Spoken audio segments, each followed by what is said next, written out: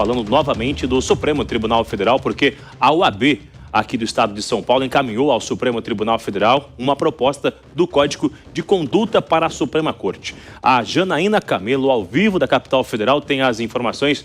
Janaína, que acompanha muito o Supremo Tribunal Federal, nossa especialista na cobertura. Como foi essa recepção? O que foi enviado para o STF aqui da OAB de São Paulo? Janaína.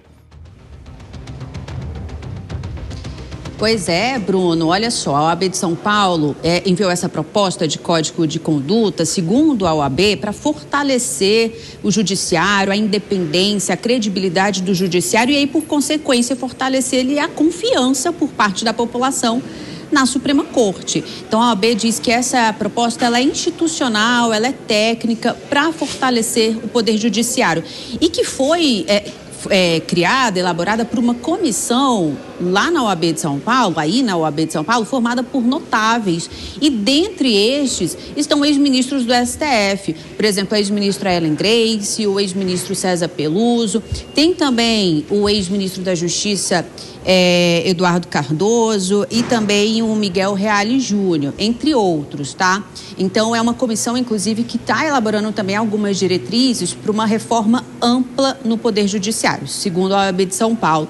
A gente separou, Bruno, alguns dos trechos ali do que a OAB de São Paulo propõe para esse Código de Conduta Ética dos ministros do STF e outros tribunais superiores, né? Que é uma proposta que é defendida pelo ministro Edson Fachin, inclusive. Vamos colocar aí na tela alguns dos artigos. Por exemplo, no artigo 1º dessa proposta, diz que é vedado ao ministro do Supremo participar de julgamentos de processo no qual tenha relação de parentesco até terceiro grau ou de amizade íntima com qualquer das partes ou com qualquer de seus procuradores advogados, bem como como advogado que integre escritório atuante no processo. Proibido também participar de julgamento de processo cujo resultado possa afetar interesse próprio, de parente até terceiro grau ou de amigo íntimo, ou participar de julgamento de processo que tenha patrocinado antes de chegar no tribunal.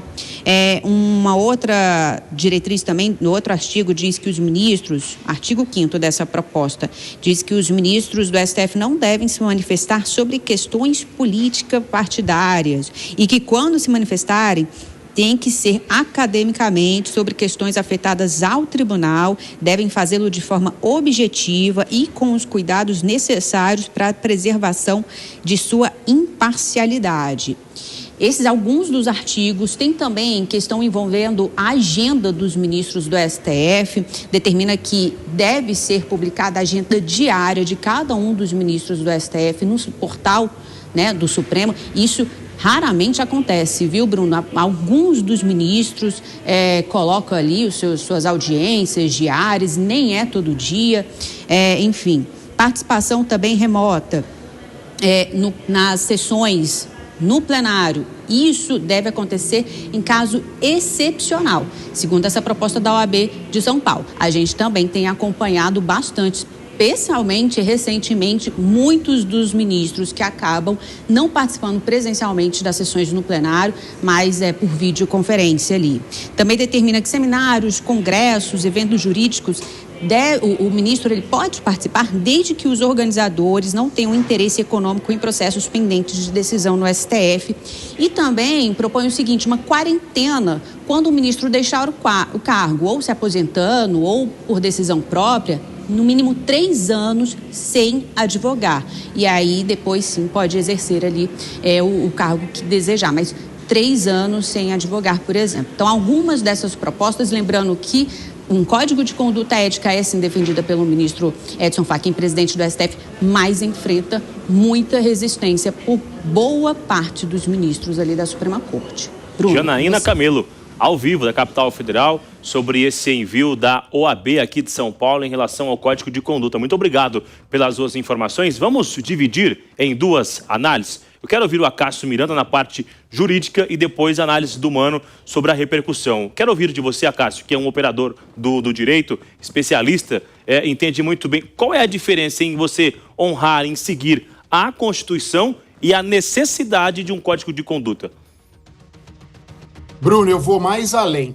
Hoje existem Constituição Federal, Lei Orgânica da Magistratura, especificamente sobre a suspeição, nós temos o Código de Processo Civil, o Código de Processo Penal, portanto, hoje já existe uma gama de legislações que estabelecem um padrão mínimo de urbanidade e os limites claros dos membros do Poder Judiciário. E eu digo membros do Poder Judiciário de forma genérica, porque estas regras são aplicáveis aos juízes de primeira instância até aos ministros do Supremo Tribunal Federal. No caso específico dos ministros, há também o regimento interno do Supremo, que estabelece uma série de regras e normas a serem observadas. Portanto, hoje já há uma grande quantidade de determinações. E mesmo assim, nós acompanhamos excessos e algumas circunstâncias que, obviamente, causam revolta na população e causam revolta também naqueles que são técnicos, que são operadores do direito. O Código de Ética talvez fosse um puxão de orelha pontual aos ministros. Talvez fosse uma legislação mais atual e mais condizente com as circunstâncias atuais. Mas, se hoje há momentos em que há atropelos à Constituição, que há atropelo à legislação ordinária, o que um código de ética com características administrativas mudaria? A verdade é, né, mano, que até remédio tem orientação de como usar, né? Então, acho que também no Supremo deveria ter, de fato, esse código de conduta. Agora, na sua opinião, mano, sobre essa repercussão e o que diz a OAB São Paulo como uma sugestão para que ministros do Supremo Tribunal Federal não estejam em eventos a qual os organizadores têm interesse no Supremo Tribunal Federal. Te pergunto o seguinte, alguém vai fazer um evento sem ter interesse em algum assunto no Supremo e convidar algum ministro? Essa é uma boa questão, viu, Bruno? De fato, nós precisamos ter esse tipo de limitação. Na democracia liberal, todo exercício de poder precisa de limites, seja ele de que natureza for. Inclusive, no judiciário, tem aquela velha máxima: quem vigia o vigilante, quem põe limite ao poder judiciário, que tem como a sua atividade cotidiana colocar limite nos outros poderes. Essa questão é muito importante. A gente precisa, nesse sentido, ter avanços nessa direção. É importante lembrar que muitos, inclusive ministros, têm tratado o surgimento de propostas como essa como se fossem ataques à credibilidade ou à integridade do Supremo como instituição da República. Por isso, ter uma instituição tão importante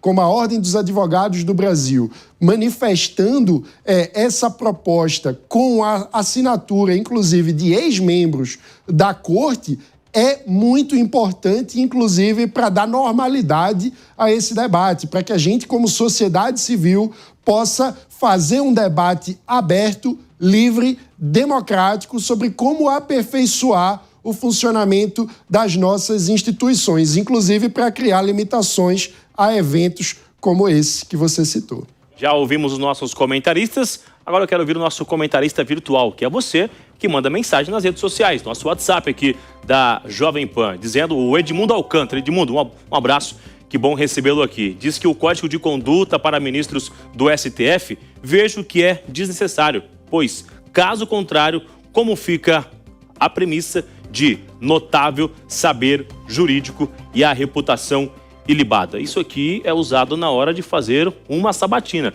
Aí quando chega no Supremo Tribunal Federal, um dia após o outro, as coisas vão acontecendo, né? A gente vai seguir de olho, esperando a sua mensagem também sobre esta repercussão e aguardar, inclusive, quando esse Código de Conduta será analisado no Supremo Tribunal Federal, porque é uma vontade quase que isolada do ministro Edson Fachin. Será necessário o convencimento entre os outros ministros da Suprema Corte.